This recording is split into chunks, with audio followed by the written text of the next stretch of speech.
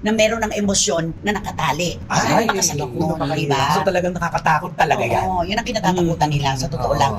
But before that, if you haven't subscribed yet to my YouTube channel, please don't forget to like, share, and subscribe at hit mo na rin ang notification bell for more showbiz updates. Bago tayo of course magpatuloy sa ating updates, tulad ng lagi nating ginagawa na pasasalamatan ko po kayo of course, hindi ko po pwedeng kalimutan yan, for always keep watching and trusting this channel. Maraming salamat po sa inyong palagiang panonood. Thank you so much.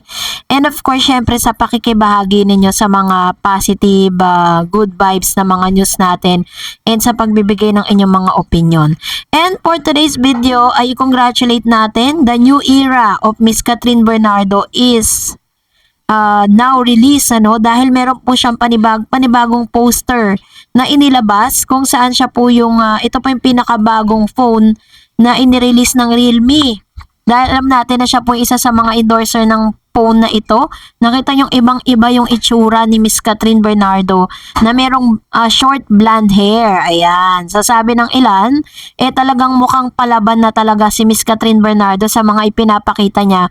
Ngayon, recently, at nakikita natin talaga na she was enjoying the freedom na wala siyang kailangan pagpaalaman.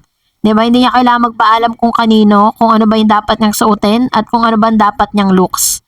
And of course, naglabas din po siya ng ilan sa mga photos kung saan isa rin siya sa mga endorsers po ng Colgate, Very sweet naman at talagang very demure yung kanyang itsura dito. Talagang makikita mo may iba talaga yung itsura ni Miss Catherine sa sinusuot niyang damit, sa mga wigs na sinusuot niya, sa makeups.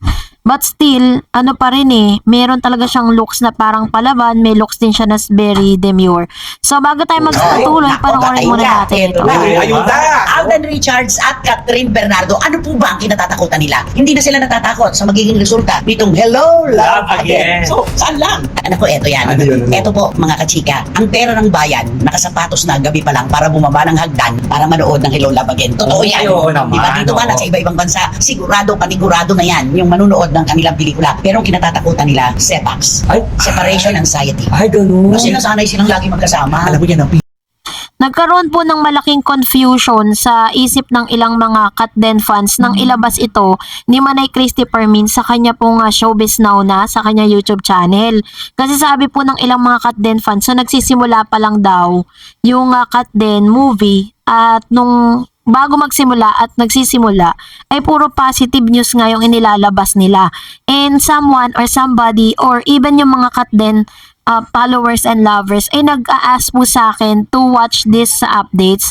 And nung chinek ko po siya, ito po, patuloy pa natin yung panonood. Yan ang pinakamahirap dito. Kasi ito, maiintindihan, kasi ito talaga, sinarado nila lahat ng schedule nila para dito sa promotion at sa paggawa nito na sila lang talaga magkasama. Eh, paano nga pag natapos na? Kasi bago naman ginawa itong Hello, Love Again, nakikita na silang madalas, di ba? Kaaraw ni Catherine, merong magandang tiging sa kanilang pamilya, nandun na si Alden. Tapos nagkasama sila sa principal of photography nitong Hello, Love Again. Tapos yung promo. Ikaw ba, hindi masasepax kapag kapag ganon, di ba? Oo. Pag may sepax yan, ibig sabihin, merong ano yun. Ay, oo. At ang alam ko, may umiiyak sa kanila. Ay, sino yung umiiyak? Basta may umiiyak dahil sa sepax na yan. Separation anxiety na yan. Napakahirap. Babae ba o lalaki? Hindi ko sasabihin. Basta merong umiiyak sa kanila. Na-confuse po kasi yung mga Katden fans sa sinabi po ni Manay Christy Permin na tungkol sa sepangs. Yung separation anxiety po netong si Mr. Alden Richards and Catherine. Kasi kung matatandaan po ninyo, naramdaman niya ni Alden Richards nung pauwi na po sila from Canada. Dahil base naman po sa mga narinig ko at sa mga sinabi po ni Miss Christy Permin, wala naman siyang sinabing negatibo. Puro positibo nga yung sinabi niya at talagang masasabi mong in favor po talaga sa Katden. Kaso nga lang, katulad ng sinabi ni Serenato sa kanya pong comments na parang hindi kasi naging malinaw yung expression nitong si Mr. yung Wendell, it's the other way around. Sabi niya nga dito, 'di ba, kung dati nagkaroon sila ng separation anxiety, mas lalo po ngayon. At sinisiguro nga ni Miss Christy Permin na may iiyak daw sa kanilang paghihiwalay dahil nasanay po silang magkasama araw-araw sa kanila pong mga mga ganap, 'di ba, sa kanilang pa-promo, sa kanilang mga interview, sa kanilang mga video promos, 'di ba, na ginagawa. Kaya yun po yung sinabi nilang sepangs or separation anxiety nitong si Alden at si Catherine. Pero other than that, wala naman pong ibang meaning yun. 'Di ba? Pagkatapos naman nito may kanya-kanya na silang may kanya silang mga ganap. Tulad ni Alden Richards dahil siya po talaga ay isa sa mga A-lister ng GMA. Talagang masasabi mong very yan, parang Kayod Marino nga ang tawag sa kanya. Ganon din naman si Catherine Bernardo. May kanya-kanya po silang karera sa kanilang mga network. Kaya may possibility na talagang may separation anxiety, pero it doesn't mean na natatapos na at mapuputol na yung kanilang komunikasyon. So clear tayo dun. And for that, magbasa tayo ng inyong mga positibong komento. Unahin po natin ang positive comments ni Gera Suwan. Sabi, special talaga yung treatment ni Tisoy kay Kat Miss Dars. Kinumpare ko sa ibang mall show na Tisoy at pati sa Family Feud. Pero sa kay Catherine, nagpaparaya siya, though rehearsal pa yung Family Feud. Kahit kay Maine sa Aldab, though sinabi na may pagtingin si Alden kay Maine, pero di ko na feel yung time na yon kasi hindi masyadong tumitingin si Alden kay Maine dati. Na-develop lang ata sa Itbulaga kahit sabihing walang script. Pero may nakita akong ibang video, isang columnist nag-work daw siya sa Itbulaga dahil kahit sabihin walang script pero meron daw yon. So ito naman po yung kanyang comments patungkol dito sa bagay na ito. Sabi pa ni Ma'am Chi, itong si Tisoy ngayon iba talaga yung kislap ng mata niya kay Katring. Feeling ko gusto na niya si Kat dati pa sa Hello Love Goodbye. Yung tingin niya iba talaga kasi tumitingin talaga sa mukha ni Katring. Tinututukan niya talaga, parang di siya talaga makapaniwala sa isang Catherine Bernardo na mapartner niya sa big screen. Till now sa HLA, lahat ng nag-fall into right places. Sana magkaintindihan sila sa lahat ng bagay. Kay funny at sa seryosong bagay. Siyempre sa paniniwala sa itaas, pero maging sila talaga sa totoong buhay kasi super match sila. Ay, wala nang mic. Based sa nakikita namin ng Kat Den fans, sana sa behind the camera rin, praying nga magugulat na lang tayo mag-asawa na sila. Diba? Ganito kataas ang faith netong si Ma'am Shi dahil talagang pag makikita mo kasi, may kanya-kanya kasi tayong interpretation at perception doon sa mga kinikilos po nilang dalawa, syempre, 'di ba? Pero syempre, ayaw naman natin magpakadilulu, 'di ba? Hintayin natin yung kanilang pag-amin kasi much better pa rin if sa kanila mismo manggagaling. At saka Miss Dars, ngayon ko lang nakita si Katring na pinagpapawisan talaga sa mall show. Grabe. Di kaya dahil pinapawisan siya sa kilig, parang iba yung kaba niya with Alden. Though, dati pinapawisan siya with Paz naman, pero iba dito sa HLA Di naman si Chiro sa inot or di naman siguro sa init ng panahon. Ngayon sa iba din. Hapon na kasi at gabi. Ba't siya pinapawisan ng sobra? Dahil sa kilig yan. Iba yung gesture ni Kat ngayong pagkinikilig at saka sa mga interviews niya. Mas matured siya ngayon. Compare dati parang nag-hold back siya kasi kapag iba yung masagot niya, yung pas may magre-react talaga na parang galit. Alam niyo, totoo, may mga interviews po or mga preview na mga interview niya ngayon. Talagang very direct to the point siya ngayon eh. Dati kasi parang may reservation pa siya kapag po tinatanong siya kasi kailangan niyang maging maingat sa mga isasagot niya dahil someone or somebody's watching them. 'Di ba? At syempre, alam niyo na, libo-libo rin ang magre-react, lalo na yung mga Katniel fans. Magre-react talaga 'yun.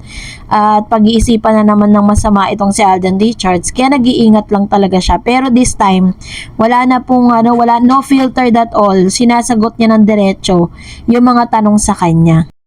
Parang pili lang ang isasagot ni Gat. Ngayon with Alden, para siyang ibon na free talaga sa lahat ng sasabihin niya at nag-matured pa. Parang nahawa na si Alden Tisoy na may laman o may sense sa mga sagot.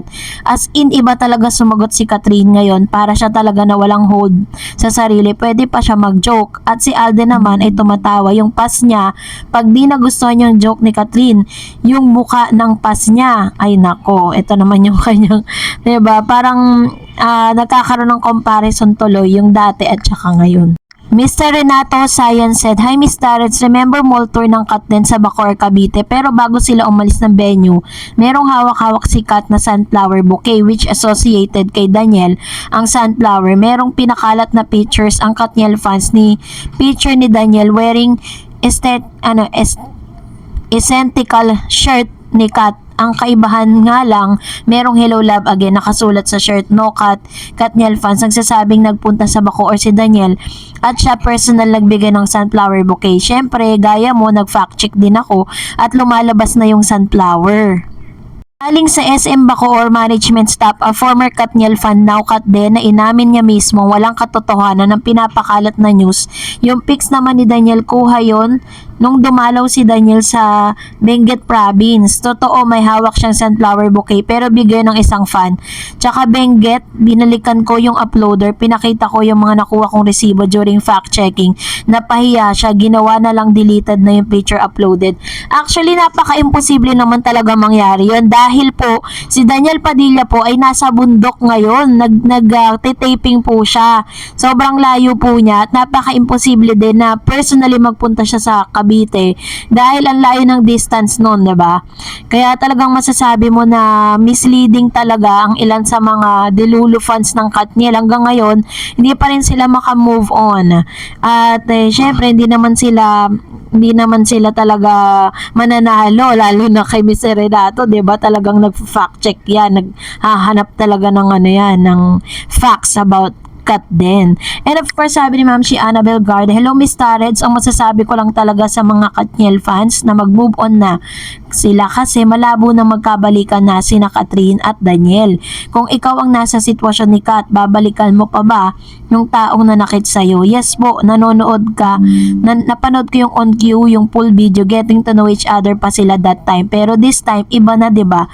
They know each other na. Tingin ko talaga Miss Dar sa Canada, sinagot ni Kat si Alden. Yung mga picture na magkayakap sila kasi after nun pinabayaan silang dalawa ni Mami Min. Then nung umuwi na sila sa Pinas, super yakap sila, 'di ba? Parang ayaw nang humiwalay si Alden. Si Alden pa naman parang di marunong magtago ng feelings. Kaya alam ng buong mundo yung feelings niya kay Kat. Palibhasa walang girlfriend issue, unlike ni Kat meron dati, kaya marunong na si Kat mag-control. Pero lately bumigay na rin si Kat, 'di ba? Nakalimot din siya na nasa mall tour sila. May interview nga ngayong GMA, pinipili si Kat kung na sila ng Pinas. Super yakap sila, 'di ba? Na parang ayaw nang hiwalay si Alden. Si Alden pa naman parang di marunong magtago ng feelings. Kaya alam ng buong mundo ng feelings niya. Sana tayo. So, sabi niya ganon, pero lately bumigay na rin si Catherine. Nakalimot din siya, nasa mall tour sila. May interview yung GMA, pinapapili si Kat kung family or happiness. Both daw siya. Kasi paano daw siya magiging happy sa family niya kung wala yung happiness niya? O diba? Pero di mawawala ang happiness niya kasi boto naman family niya sa happiness niya. Si Alden, salamat Miss Dar sa mga updates and live chikahan. More power and God bless you always. Ayan, thank you so much Ma'am Shi Annabel Garde sa inyo pong palagi ang pagbibigay ng mga opinion patungkol sa ating latest updates. And that's it for today. For more videos and updates, please don't forget to like and subscribe, and please don't forget to follow my Facebook page, Dar Eds TV. God bless everyone!